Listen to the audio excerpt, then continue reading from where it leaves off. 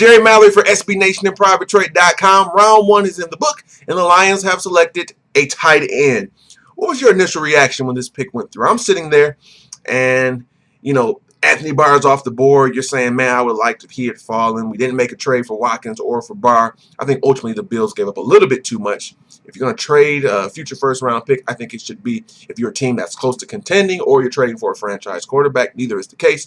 But anyways, we're sitting there at 10, and I'm like, man, let's do it. Aaron Donald, let's do it. Darqueze Dennard, even Kyle Fuller, Ryan Shazier. Let's go defense. There's still some good players to be had, and it was Eric Ebron. My first initial reaction was not pleased. I was sitting there upset, quiet, sullen, solemn, surly, and I just didn't like it. When you're sitting there, you're saying, okay, we just re-signed Brandon Pettigrew, 4-year deal. You got Joseph Fourier, who at least looked to be a solid red zone threat in year one, tons of touchdowns. Maybe he can do more. He's young, he has an ability and a chance to improve. And we bring in another tight end. So was not pleased. And then you add to the fact that the tight end that you bring in has issues with dropping the ball. Does that sound familiar? Supposedly he has soft hands, but he has issues concentrating, seeing the ball all the way through. That sounds like somebody I know. It sounds like Brandon Pettigrew. So the initial reaction is bad. And I'm 50-50 on the pick now. But as always, once you eat food initially, you have time to digest it. So the Eric Ebron pick has now been digested, and there are bad things, the things I mentioned, but there are good things too. Let's consider a few of these. Aside from having two tight ends, we're bringing in someone that brings a completely different dynamic, okay? Yeah, there's issues with drops. Hopefully that can change. We'll have to see. But other than that, he's not like Brandon Pettigrew, and he's not like Joseph Fourier. Okay, Eric Ebron is efficient at route running. He runs routes like a wide receiver, which is why he's a glorified receiver. Okay, Mike Evans was gone. Sammy Watkins was gone. We have a third option, a third weapon. He's going to be in the slot a lot. He can line up outside. He'll play tight end some, but he's really your next receiver, someone that we were trying to get for several reasons. Number one, when Calvin gets hurt, if he goes down, this offense can still function. If Ebron can become what they're expecting him to be, along with Golden Tate, this offense still has weapons in the passing game. They can function and they can exist even in the event that Calvin goes down. Number two, Calvin doesn't have to go over the middle as much now. This is an insurance policy for Megatron. He gets beat up. He gets helmets to the knees and to the sternum constantly because he's the type of guy that can go deep, but he'll go over the middle. He's tough as nails. Eric Ebron is that. He's tough. He's strong. He's physical. His route running is good. He'll go over the middle some. And the amount of snaps that Calvin Johnson has to take now decreases because we've added weapons. Yes, this helps Stafford, but this helps Calvin as well, your most precious commodity after the quarterback. Additionally, huge catching radius, long arms, athletic, large vertical. These are all things that Calvin Johnson does. And in a sense, it helps Matt Stafford. Not the most accurate. A guy with a large target is good. So this is why probably, maybe Odell Beckham Jr. was considered, but Ebron was the pick. So I'm warming up to it. Joe Lombardi looks at him and says, this could be my next Jimmy Graham. If he believes in what he can do, we have to give it a shot. Keep in mind, I sat here last year, was not pleased with the pick of Ezekiel Ansah. And Ezekiel Ansah went on to prove me wrong on many levels. I hope the same is true about Eric Ebron, where I'm not just thrilled about the pick, but I am starting to warm up to it for the things that I mentioned. The fact that he'll come in and he adds another dimension to this offense. He's different from the other two tight ends. He's athletic.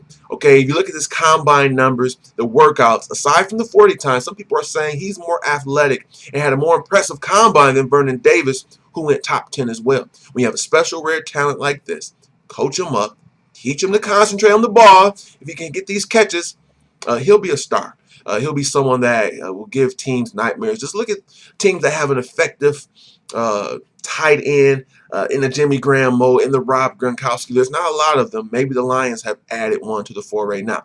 Keep in mind, too, Jimmy Graham, he's in the slot or as an outside receiver about 60-70% of the time. He's really a receiver. This is why he's fighting right now in terms of franchise. Say, hey, I want to be franchised as a receiver. I line up as a receiver more, although I'm listed as a tight end. This is what we're going to get from Eric Ebron. If he can become a facsimile of Jimmy Graham, this adds a definite dynamic to our offense. Now, I'm going to rewind to last year.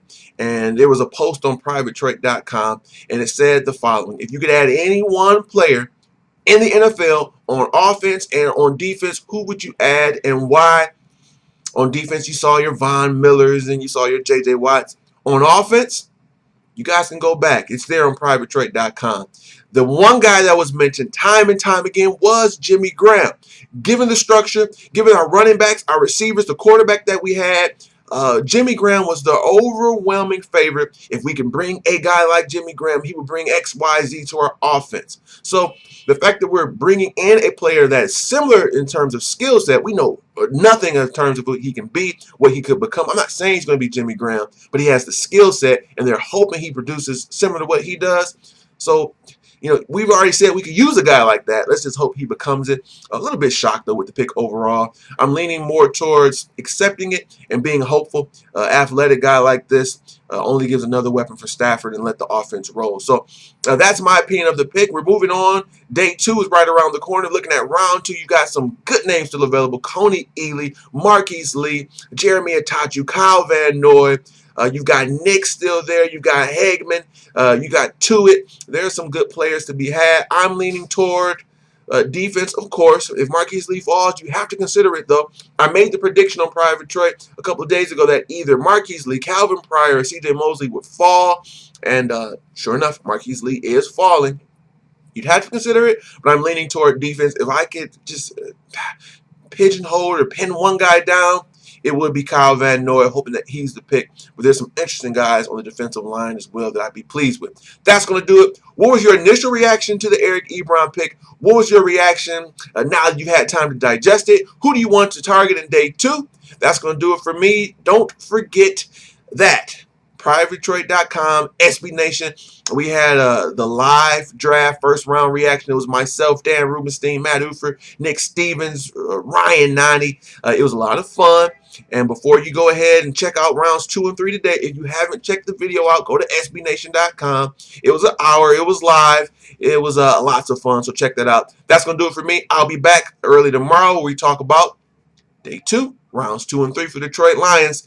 I want to thank each and every one of you. As always, don't forget, keep watching, keep subscribing. And until next time, this has been Jerry Mallory for Private Trade and SB Nation.